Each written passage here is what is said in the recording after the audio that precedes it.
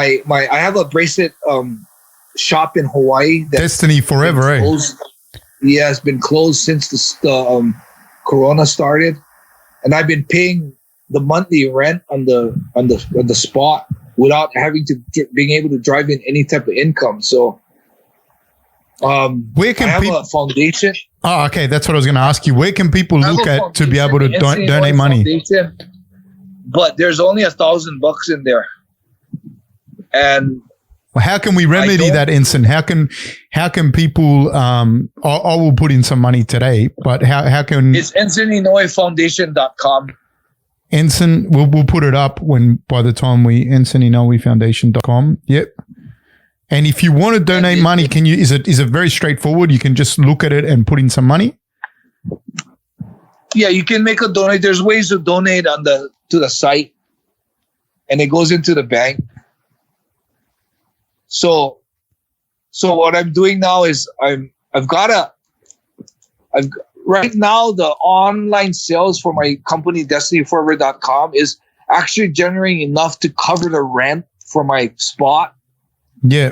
But every time I made trips to Hawaii, like I was supposed to have one in April, July, and September. But I've had to cancel all 3 of them so far. And I'm trying to schedule one for October or November to open up the shop and make sales, because that's where I get a bulk of my money to be able to help the kids. Yeah. So it's a little scratch right now. I'm worried about how much it's going to actually cost to buy the 88 shoes, because I don't buy shitty shoes. I buy good shoes. I ask the shoe companies, the shoe stores, what's in style. Sometimes the shoes go up to $90. Sometimes it's $30 shoes, depending on the shoe that, the color and the shoe they want. I don't go to the discount section and buy the shitty cheap shoes for the kids. I get them shoes that are in. So I'm just a little afraid, because I know it's going to Enson, let me cost just more than $1,000. Let me get back to you in 1 sec. What's the name of that shoe company that was on that other podcast? That guy, huh? Tom's? Which one was? I know. I was just speaking to my wife. Is it Tom's, Loretta? So there's a company that Tom's Shoes, like the shoes, the brand is Tom's, and it's meant to be something like you buy one shoe and then the one pair of shoes, and then and another pair of shoes gets donated to people in need. That company that's pretty much. I'm sure that's what they do. I'm gonna I'll look it up as well, and I'll send you the details, or I can chase it up. But I'm going to definitely put some money into the foundation. But maybe there'd be companies like that would be willing to jump in, because if they say that that's what they're doing, you're buying one and one's going across. Well, maybe you can only have to buy half. Just fucking. Maybe that might help. Yeah, that would help. That'd be something to look into. Yeah, it would be. Yeah. So I'll have a look at it. I'll send you some stuff. I will have a look at it myself. So I it's just a little obstacle right now. I mean, I'm gonna do the shoes. The kids are waiting for it. I'm gonna do it no matter what. Whether I gotta, I have this lucky knack of somehow running into enough money to do what I have to do. So right now, if I had to do it today, it'd be hard, but it'll happen. I mean, I still got a couple more months to save up, and it'll happen. Do you still do seminars and that kind of stuff? That's all stopped because of the virus. I haven't traveled since February. But aside from that, seminars are stopped. My shop's closed. Aside from COVID, we had a problem here with like DestinyForever.com. You could order online, but for like 3 months, the Japan Post wasn't sending out to America. So right there was like, not only can I open my shop, now that I can't take on mail orders, but now we've actually found a way to actually, did you know that the Black Cat, the domestic mail service here in Japan, did you know that the Kuroneko sends international? No. I didn't know that either, because when the post office shut down, we're like, I'm fucked. I got nowhere to send orders. I got orders coming in. I can't send them out. And somebody mentioned, what about the Takubin? I was like, they're only domestic. They go, no. So I went in and checked. It's before it was like $20 a bracelet to send out, but now it's like $28 a bracelet. It's a little more, but it gets there in a couple weeks. So we found a way to send out. So we got some life now. No, that's awesome. Fuck, I forgot what I was going to say because I was just listening to you're also making the bracelets. So can you talk just a little bit quickly about the bracelets that you make? These bracelets, these are all gemstones. They're all like this one I have on. The one on the bottom is blue amber. The one on top has jade, crystals, amethyst, all different types of crystals. So in Japan, the people in Japan wear these for protection. They believe that if a bracelet breaks, it's taken something that bad that was supposed to come into you. They take it takes it in place of you. So that's the reason why I started wearing them. And then I didn't realize until a year later that every stone has its own property. So these are power stones. And if you Google crystals, they all have their own properties, like promoting positive energy. Some of them negates negative energy. Some is good for stress. And did you say you jade? Did you say jade? Yeah, I have jade too. No, because this green. Okay, because I did I did a podcast the other day with Aung San. He's the dual champion in 1FC. He's middleweight, he was on the podcast like last week, I think. And his dad is a jade miner. His dad mines. No way. Yeah. Where does he mine? In Thailand? No, Myanmar, because that's one of the big places for jade. Myanmar has the best jade. His dad. Myanmar and Guatemala has the best grade A jade in the world. Well, Aung San's dad is a jade miner. You should. Whoa, in Myanmar. Holy fuck. You should talk to him about that. I'm sure he'd be receptive. Yeah, well, I didn't even. I can send him a message that I was talking to you about it. Like, I don't know if his dad, I don't know him, like, I only know him through the podcast, but I mean, you make jade bracelets and you are who you are, and his dad's a jade miner. So, we might be able to make something happen there. Yeah. I would even want to go and visit the dad and see how they fucking mine it. That's like, I love the stones, man. Jesus. I'm sure they would be receptive to it. If you messaged him, I'm sure he'd know who you are for sure. Wow, that's crazy. Yeah, I might try to hit him up on Instagram or something. Yeah, he'd be 100% receptive. Sorry, you were saying something else, and then I went to Guatemala to do a seminar, and I went to Guatemala and I asked them, do they have any type of precious stones? They said, we're known for our jade. I'm like, really? Guatemala? I thought it was from China, the jade.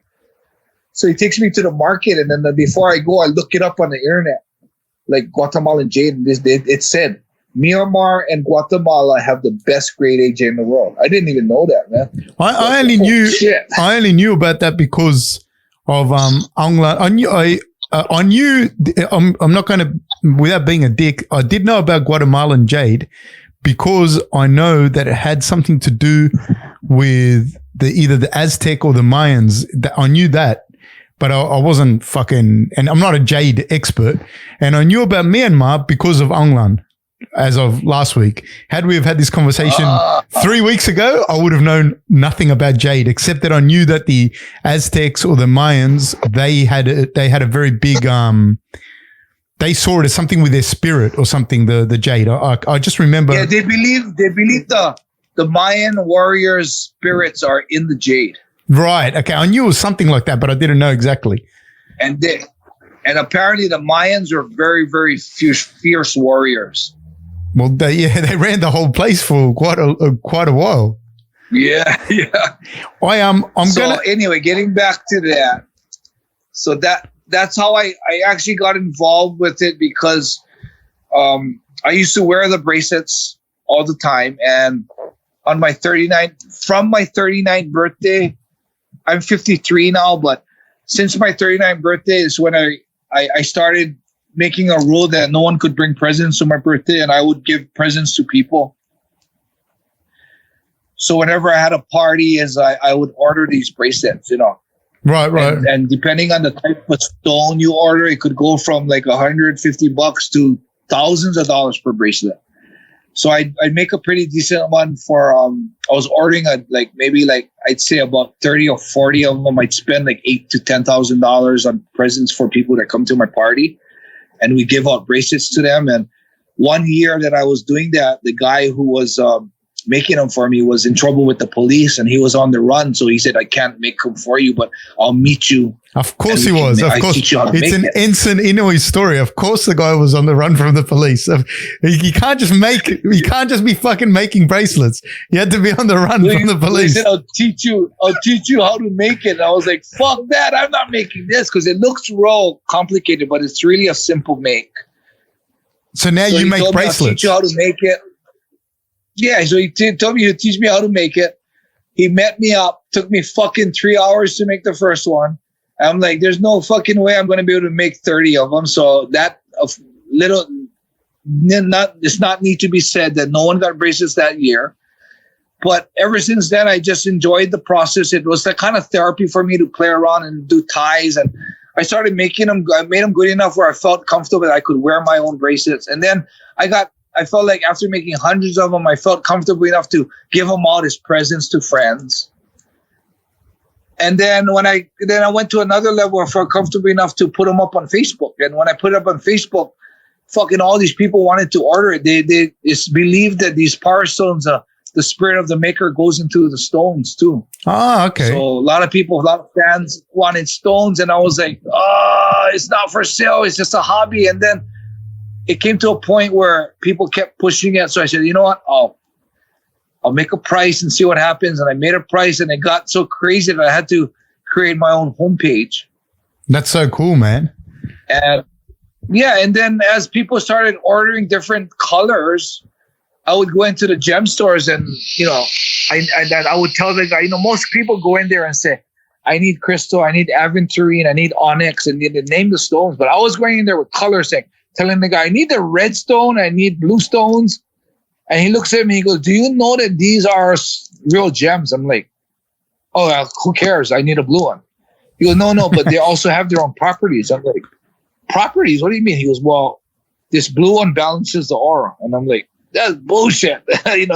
How can a stone do that? And he goes, well, this one calms stress. And I'm like, well, that's a cool gimmick. So I said, okay. So I started learning about the properties. I never did start selling them as properties. It was always just protection bracelets.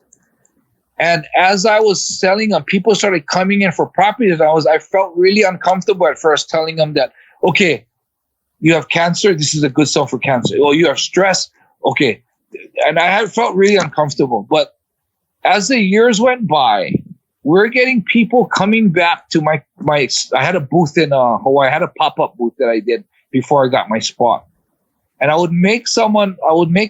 this guy had bad dreams for 8 years. So I looked up the internet, crystals for bad dreams. And there was a certain crystal. I got the crystal, mixed in a bracelet with a combination of something, made it for him. He came back to me 3 days later saying, oh my God, the night after your bracelet, I don't have bad dreams anymore. I'm like in disbelief, like, no fucking way. Are you fucking serious? He said, yes. I said, holy shit. That is so cool. Right on. And I was like, I look at my partner like, holy fuck. He said it worked. Like, what the fuck? I was still a disbeliever. And through then, man, especially for like arthritis and stress, man, people, whether it's placebo or not, it's working. People are getting comfort from it. When the bracelets will get worn out and then they need restringing, there are customers that really hate being without their bracelet, but they say that a lot of bad things happen when they don't have their bracelet. They feel real uneasy when they don't have their bracelet. And we've had like so many. There was one kid that came in with scratches and scabs all over his skin, and the mom wanted me to make something for allergy. I'm like, okay, this is a good test for placebo, man, because this kid has no idea. So we make one. Rose quartz is a stone that's really good for allergies. So I mix in a rose quartz in a bracelet for other stones with allergies, and give it to her. She buys it. She leaves. Man, you're not gonna. 1 month later, she comes back into the shop, literally in tears, And she tells me, Enson, after my daughter's been using that bracelet, she no longer scratches her allergy. I'm like, what? I looked over, the kid was with her and the scabs are all healed. And I looked at my girlfriend and I said, holy shit. I mean, placebo. I said, it actually worked. And I've already had 3 dozens about people coming in. And now majority of my customers in Hawaii that come to my shop, it's all about properties, man. It's all about properties. It's amazing how it's transitioned to, I was like a disbeliever. And slowly as I saw people come in, and at first I was like pretty much, what the fuck, man? And even till now, I'm still, when people come in and say, oh, Ents, the bracelet you made, man, my mom feels so much better because maybe, the mom had a friend pass away and she was really sad, the grief. So I read the jasper is supposed to be good for grief. So I make her a stone, and he's a man and said, I don't know what it is, but my mother puts on your bracelet and she feels so much better. And at this point now, I've heard so many testimonies like that. I was like, I'm more not like a disbelief, but I'm more like right on. I'm so glad it's helping, But so, I think regardless of whether, like, people have a thing that I have no idea about this stuff, but people have a thing whether it's like, if something's placebo, it means it doesn't work. It who gives a fuck if it works and it's placebo? Who cares? It works. Do you know what I mean? Because they've done heaps of those studies where people have run faster, they've taken this or whatever, and then I think, well, then fucking what they took or what they didn't take worked because they ran faster. You know what I mean? It doesn't really. So I think that is serving a very important thing, because it is getting people. At the end of the day, it's getting people to where they want to get to. It doesn't matter, like, if you don't believe it, doesn't matter. As long as it works. I have to ask you something, man. My wife asked me to ask you about your dogs. What kind of dogs are they? And yeah, because we have a dog. We have a Cane Corso, and we saw your dogs, and then my wife said, ask him about his dogs. So I'm asking you about your dogs. They're American bullies, man. They're the joy of my life. Look at the hard day they have. Look at that hard life they have, man. Oh, you got 3 of them. 3 of them, yeah. This is the brown one's Bernie. He's the father of Tamashi. Tamashi is the white one. We named him Tamashi because we thought he didn't have brown on him when we first saw him. Okay. And this one we bought when she was already 2 years old. This is the mother, and she's also the alpha, but she's a cowgirl. That's so funny, man. And you've always had dogs? Is that why you called your gym Purebred? Have you? I named my gym. Actually, that's a real interesting story too. I named my gym Purebred because Purebred was actually my racquetball company that I first established in Japan. Ah, okay. But were you always into dogs? I made a line of racket. Yeah, but I made a line of racket. I made a new line of racket, and I named the whole top line Purebred because you need different lines of rackets. So you need a high line, a mediocre line, a grassroots line, a low line, a cheap line, and every racket needs a name. And it's always hard to name the rackets. So I felt that if I named it Purebred, I could name each racket as like the first one I made was called the Boa. Okay. I could name one the Eagle. I could name one the Panther. Isn't that cool names for a racket? So yeah. That's what I thought. The reason why I became a gym was because when I had the established racquetball company here, the Shuto gym that I was training at got into financial problems, and they were going to close down the gym. Okay. They offered everybody in the room that, Nakai Yuki was there. All the top shoot fighters are there. And they said, we're going to close the gym. Somebody wants to take over. And I was the only one with a legitimate company that I could put the gym under. So I raised my hand. And I said, hey, I'll try to run it, man. And so I just transferred. It was like a gym was under my racquetball company. It was called Purebred. And that became the birth of Purebred gyms. I used to work in a gym, like a weightlifting gym back in the day, and it was called Squash Lanes in Liverpool. Shout out to Squash Lanes, Liverpool. And it had squash and racquetball. And I hit my friend, shout out Sergio Pavlovic, with a racquetball. We were playing racquetball. We were shit. We were completely shit. But I hit it like hard as I could, and it cracked him in the ear. Like it didn't hit the wall and hit him. It just hit him flush in the ear. You know, sorry, Sergio. Sorry.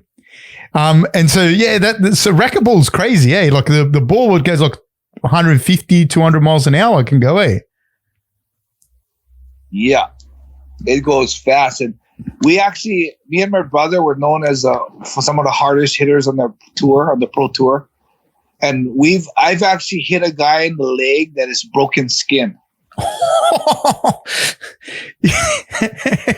Because my mate, when I hit him, obviously I can't hit anywhere near as hard as you guys could, but he's never done wrestling or combat or anything.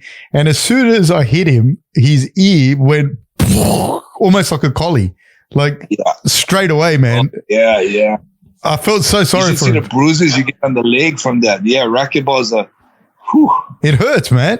It would hurt. I have three questions. It hurts a lot. I have 3 questions, man. And I know you've been ridiculously generous with your time. Do you still follow the UFC? No worries, man. Do you still? Oh, hell yeah. Every year. I look forward to UFC every week, man. That's the highlight of my week, man. Ah, awesome. I was going to ask you, who do you have for the Israel versus Costa fight? And why? I think it could go both ways, because if Israel can somehow get past the first round, because I know it's going to be a crazy rush, he's going to hurt him bad by picking him apart. But if Costa can, manhandle him and catch him with something in the early, I think Costa will knock him out. If I had to put money on it, I'd put my money on Israel. You know, one of the things that I see a little bit difficult for them there is I feel that in the 100+ fights that Israel has had in, kickboxing and MMA together, he's fought guys like Costa that are going to come forward and whatnot. But I don't think Costa has had the experience enough to have fought enough guys like Israel. But like you said before, yeah, if he catches him, doesn't matter what it could be. See, the thing that works in Costa's favor is, one, it's going to be a smaller octagon. Yes. The apex is a smaller octagon. Two, Randy Couture said it when he fought me, as he said, he told one of his friends that, I heard him say in an interview that, I know Enson's aggressive and I prepared for someone being aggressive, but until you face that in the ring, there's no preparing for it. And I believe Israel fought a lot of aggressive fighters, but did you see how fucking Costa was attacking Romero? It was insane. Romero's the one that usually chases people around. Yeah. Costa was making Romero back off and throwing blow for blow. I think Costa's aggression is a different type of aggression that Israel's not going to know how he's going to react until it happens. But I just believe that Israel is so composed and so established in his kickboxing that he'll be able to figure something out in that first round. And then once Costa gets a little tired, man, it's going to be nightmare for Costa. I agree. The only thing I think is, although the apex is a smaller octagon, Israel has fought in small rings as well against big hitters in rings and in rings and glory. But the hitters he was fighting against were hitters with kickboxing. It's not, if you clinch in kickboxing, they break you. So it wasn't something that it wasn't a objective to clinch. But Costa will run at him, and if he clinches, it's not a break; it continues. And you saw what he did to Romero when he pushed Romero up on the fence, and he still slugged it out with him. I don't know, man. I'm really looking forward to that fight, because as much as I can say this, you can say that. It's really a 50-50, man. But if I had to make a guess and had to put money on it, I'd put on Israel. Khabib versus Gaethje? Khabib's gonna Gaethje's gonna produce a lot of problems for him, but I think Khabib's takedowns and ground. He's not just regular takedowns. That guy just drives the resilience that Khabib has, man. I think Khabib's gonna. I pick Khabib over Gaethje. And in what fashion do you think? From submission. Oh, you think you'll submit him early or late? Yeah. I think in the later rounds, I think it'll be kind of like Conor, where you know how Khabib had a hard time keeping Conor down and take him down. Yeah, but Khabib's no slouch on his feet, so it's the hardest part to take someone down is all you're doing is shooting for takedowns. Once Khabib established a striking game with Conor, yeah, he took him down a lot easier. But that's the danger. Establishing a striking game with freaking someone like Gaethje is kind of scary. But I think it's the odds for Gaethje catching Khabib is less than the odds for Khabib actually being able to take Gaethje down and keeping him down. I know Gaethje's a wrestler and got good wrestling, so it's going to be a chore for him. But come on, Khabib! It's not Khabib's first day in the park. You know, it's like he's faced wrestlers and he's gonna train with wrestlers. I'm just afraid of how much his father's death has affected him. Yeah, that I can't imagine that. I cannot. Like, you're never ready for your dad to go. So fuck, I don't know. Especially their relationship. It was, I mean, the dad was everything, man. His coach, mentor, friend. I mean, whew. Yes. No, I feel for him, like in going into that fight like that.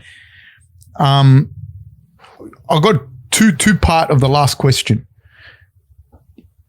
When you watch these guys, how do you feel young Enson fighting today, and does older or more mature Enson today, do you still have a thing where you'd like to get back in there?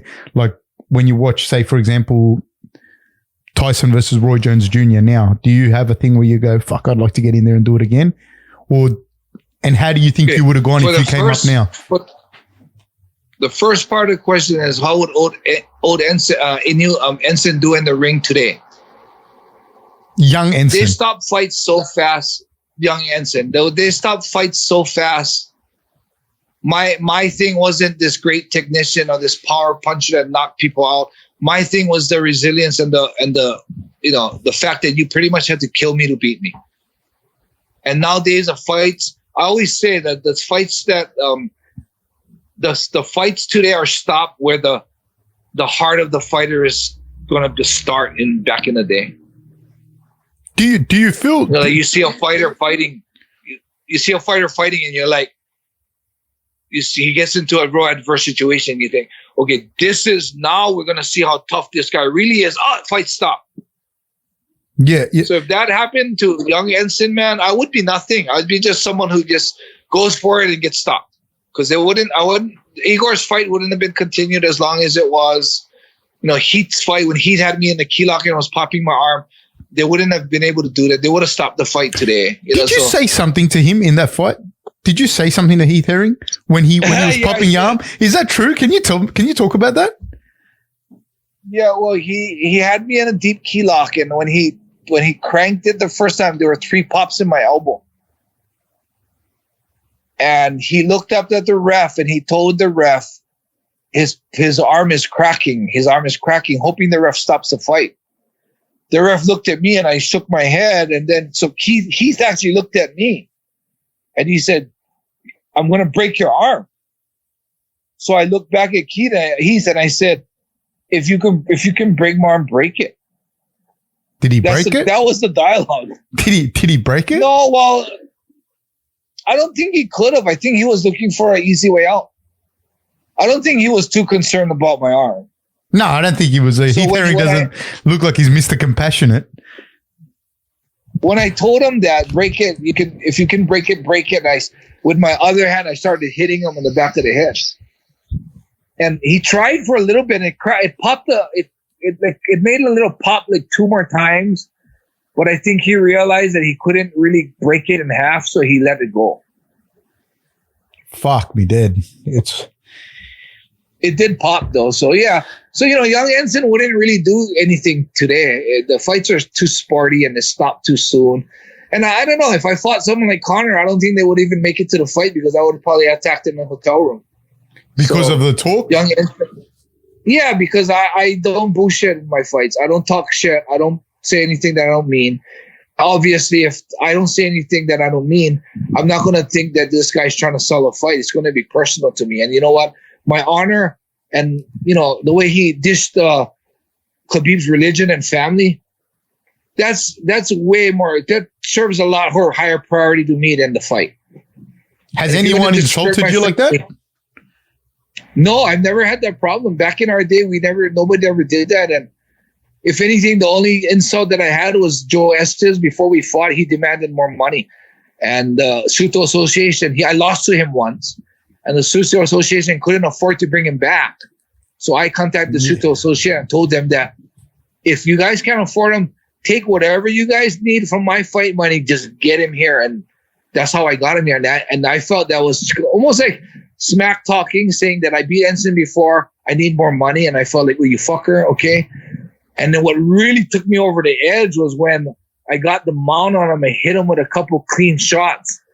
And with all that talk, he starts tapping out like a little chicken. And I was pissed off that he tapped out so soon. But no, I never really had any smack talk. When Guy Mezger beat Egan, that's another one. But Guy seemed like, I don't know the other guy. I know that the other guy that you fought was when you won your world title, when you had the rematch. But Guy Mezger, I don't know him, but I've seen him, and he seems like a good guy. Is he a good guy? Or was there a misunderstanding, or was it super good guy? Yeah. So what happened there? Super nice guy. Okay. So Guy made a contract with Pride. Apparently, that I retired. I think that was like two months after my Heath Hearing fight.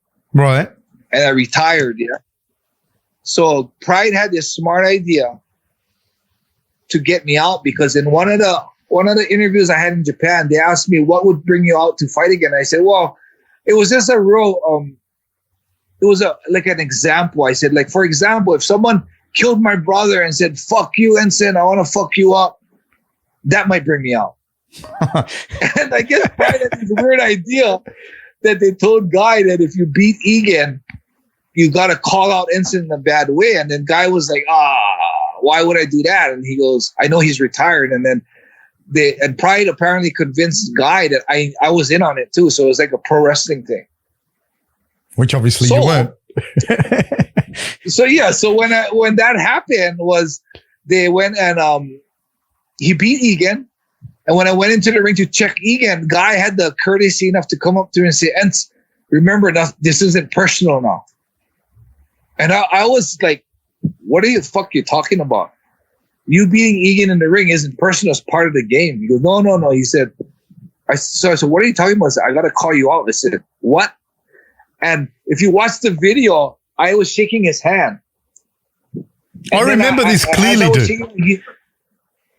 Yeah, and as I was shaking his hand, and he was saying, I got to call you out. I told him, I'm retired. He goes, yeah, but it's in my contract. I got to call you out. So when I was shaking his hand, I was kind of like bullying him into the corner.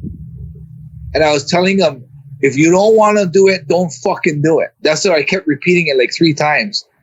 And Guy kind of expressed to me that, fuck, man, it was in his contract. And I just came to a realization that Pride plays those fucking games. They play power trips on the fighters.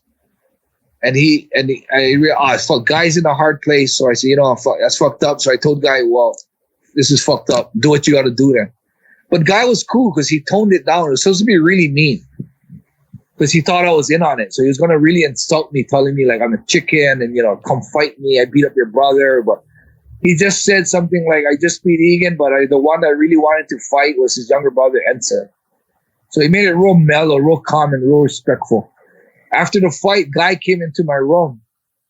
And then he told me, Enson, man, I didn't want to. I said, no, you're cool, man. He said, I didn't want to do it, but it was in my contract, Enson. And they told me you're in on it. I said, oh, fuck, I wasn't. But you didn't know? I said, no. He goes, oh, I'm glad I talked to you. I said, yeah, hey, bro. I said, no worries, man. It's not about you. So I went into a little rampage in the locker room after that. And I demanded that they bring the president of the company into to see me. And was that Sakakibara back then? Was Morishita, the guy who got killed. Ah, okay. But Mauricio was busy, and the little guys in the microphone that was hired and getting paid minimum salary to do that? Yeah. I was scaring the shit out of them. to get the president. So they brought in like 3 different guys because the guy was scared. Another guy came back. I told him, where the fuck is he? Where is the president? They ran out. They came back until the matchmaker Kawasaki came in. As soon as he came in, I grabbed him, threw him to the ground, told him, where the fuck is Morista? Egan stopped me. He got up and said, fuck Enson, I'm sorry. I have nothing to do with this. I'll find out. He ran out. Sakakibara comes in. And he tells me that he doesn't know who did it. We'll find out. We'll get to the bottom of this. I'll let you know. And I said, yeah, we need to fucking find out who's playing this fucking game. I hear from Guy that it was Sakakibara who told him to do that. Oh, that was going to be my guess. That's why I asked before. I wasn't even there. So I'm here all pissed off. The 2 days later, I get a call from Sakakibara. He wants to talk to me about it. They meet. And I'm over there all pissed off and thinking this is going to be a financial, settlement. And I'm telling my students, fuck this. If this fucker doesn't give me more than $2,000 to settle this, I'm going to throw it back in his face and slap him. So we go there and he comes out and he sits down and he tells me, Enson, it was one of the people in the office. So he lied to me and I knew, but I want you to procedure. And he said it was one of these people in the office that did it. I was like, oh, really? And he goes, yeah. And he goes, and we'd like to show our apologies for the inconvenience. And he sends me this envelope that I grab and I'm thinking, whoa, this is way thicker than $2,000. Right. So there was $10,000 in the envelope. Oh, okay. Well, and you were happy with that? So yeah. I didn't feel like confronting him with the lie was any good because I found out from Guy. Yeah. And I didn't want to get Guy in trouble. Right. A guy told me, you fucker, because then they won't have Guy back again. So I couldn't say that I knew it, but I knew that was my red flag that I couldn't really trust Sakakibara. Right. And I walked away with $10,000 more money, which is pretty cool. Wow, that is cool. That's what happened with that incident. Fucking hell, it's just like a rabbit hole every time I ask you a question. Who do you have, Tyson versus Roy Jones Jr.? And do they make you want to fight again when you watch that? Is there a thing when you watch? Oh, okay. First, I'll answer that first question. Is I'm a Tyson fan in and out. If I got to meet any fighter in the world or anybody in the world, if I had a chance to meet and sit down for 5 minutes to talk to anybody in the world, you can talk about the president of the United States to the biggest actor or actress or the most beautiful girl. I pick Mike Tyson. Right. He's my guy. I look up to him. That kill or be killed instinct. I respect that. Even when he bit off Holyfield's ear, I didn't look at it as a bad thing. I looked at it, this guy wants to win so bad that he's willing to bite someone's ear off to win, I mean, Tyson's my hero, so although I'm worried about him, being able to, Roy Jones' speed and stamina, I'm worried about that. I still believe in my heart that Tyson's going to catch him, and I don't think Roy Jones is going to be able to handle one of Tyson's flurries, so I pick Tyson. Okay, nice. It's a real biased answer, but I like Tyson. Yeah. And what was the second part of that? When you see that, they get me to want to fight. Yeah, do you ever look at that and go, "Oh, I think I could do it again. I'd like to have one or two more fights." You know what? The answer to that is no, not at all. And there's 2 reasons. One reason is, I think when I fought MMA, I trained so hard and I dedicated my life so much to MMA that I'm burnt out. I as much as I look in the ring and say, "Oh, that'd be nice to make that nice payday and that energy and the excitement you get," I also do realize that there is a 3-month span of preparation that I don't think my body could hold up to. The other thing is, I don't think I can. I'm a wiser person now. And I know that fighting isn't your whole life. Honestly, I don't think I can fight with the passion and the will to die like I used to. So I don't think it'd be fair to the fans for me to fight. They love me for a reason, and I'm not going to be able to bring that inside out because I really don't think I'm willing to die in the ring anymore. And that's what made me who I was. How badly did you get injured? Like, how badly were your worst injuries in the fight game? My worst injury was Igor Vubachanchin, where I had a perforated eardrum, a big hole in my eardrum, a swollen brain, broken finger, broken jaw, and I had the liver count elevated 2,000 times the normal person. So liver, you can die from liver shutdown. Yeah, and the liver would process all the toxins from the muscle trauma and from other injuries. The doctors told me that it can be your muscles all work together. So because I took so much trauma in the muscles in my face, all the muscles all together as a team released toxins that was infecting my liver count. This sounds horrific, man. Can you talk about the fight a little bit, like how this fight went down? Well, after that fight, I was in a 24-hour nurse watch for 2 days. Fuck. And it sounds like you got hit by a truck. Yeah, that's what everybody says, a Russian truck. But the thing is, I went into the fight, and the reason why I learned the most about myself in that fight is what I learned is that the reason why I got into the ring was to build myself as a man. And if you notice that the fights that I picked, it wasn't fights that I thought I could win. It's the fights that I thought was going to bring me into an adverse situation that would make me have to grow stronger to be able to survive it.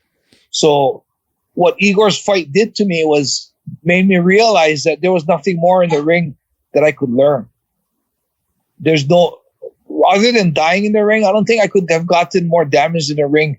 And during the damage that he inflicted on me, there was no time that my heart folded. There's no time that I've given up thinking that I want out or I'm done. Because even after the first round, when I was screaming in the round, the doctor came in as soon as I got to the corner and looked at my dilated eyes and said, calling the fight. And I had the idea fuck, call the fight. I got 2 minutes to break. Check me after the 2 minutes. I'll be okay. And I thought Igor got a cut on his face. I'm going to hit that cut in the next flurry and open it up bigger, and I'm going to win the fight. My spirit never gave in on that. My body was broken, but my spirit was screaming for more rounds, and I realized right there that there was nothing more in the fight game that I could learn. When you were exchanging with him, because you guys were just in the pocket there, just bah, bah, bah, bah, and he hit like a truck. Who was it that he killed? Like, he almost killed the guy. Like, he cracked him. Like, Francisco. Was it Francisco Bueno? Yeah, it was him, eh? And so that fight is what made me want to fight Igor. That's the fight that made me not even want to make eye contact with Igor when he was on TV. I didn't even want to make eye contact with him. I'd turn the TV off when he'd come on. You know what I mean? Different strokes for different folks. Oh, absolutely, mate. Absolutely. I was in the third row of the arena. I was sitting 3 seats away from Francisco Bueno's wife. When he got knocked out and fell face flat, and he didn't move for a while, it was a little scary. The wife the Brazilians are real emotional, yeah, so she started screaming. I mean, it was like it echoed through the whole arena. She started screaming, and and Igor walks off like this freaking guy just taking a walk in the park. The Russians are so cold, eh? When I saw that, I was like, it's so weird because half of me wants to just run the other way and never fight the guy. But there was this strong magnet in me saying that I gotta feel that. I gotta feel that that pressure. I gotta feel that, knowing what he can do to a man 30 pounds heavier than me. I had to, knowing that he's knocked out a guy 30 pounds out cold, 30 pounds heavier than me. I know I walk in there knowing how much danger I'm in. And that anxiety, that fear mode that I'm going to get into. I wanted to experience that. It intrigued me to get into that and see. So for me, it wasn't about taking him down and winning the fight. It was standing in a pocket and feeling that fear and see if I'll get scared and, react. And how we talked about the Yamato Amashi moment? Yeah. I had one in that ring. So my idea was to fake a tackle and stand toe-to-toe till someone gets knocked out. And if you notice that fight, I faked the tackle, threw a right cross, and right there, the fear took over and I clinched. I clinched with him. And in that time, that was pretty much 2 or 3 seconds. It felt like a minute. I was right there thinking, what the f*** are you doing? You want to throw toe-to-toe. What are you doing? What are you doing? What are you doing? And then I fuck, that's right. Broke away and threw toe-to-toe. So I had an experience where I actually experienced the Amondashi moment and I overcame it. And through the ground and pound he gave me, there was not one single fight that I was thinking that I want out. In fact, if you notice the video, a lot of times that you didn't hear Egan ask me any questions, but a lot of times after I got hit with a good punch, you see me looking in the corner and nodding to Egan, I'm okay.